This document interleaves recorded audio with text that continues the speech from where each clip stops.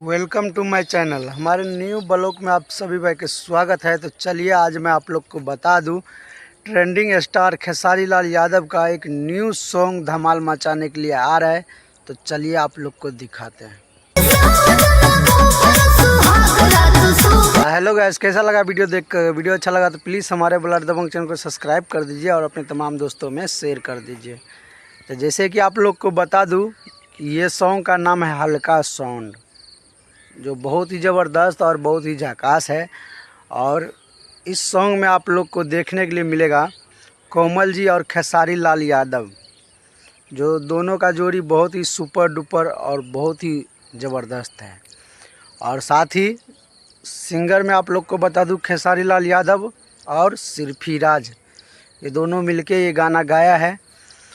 तो सिरफिराज की आवाज़ तो आप लोग तो जानते होंगे कितना मीठा और कितना मधुर है, और खेसारी लाल का आवाज़ तो आप लोग को पता ही है, क्योंकि ट्रेंडिंग स्टार खेसारी लाल यादव कहलाया जाता है। तो उसका गाना भी ऐसा ही कुछ होगा ना।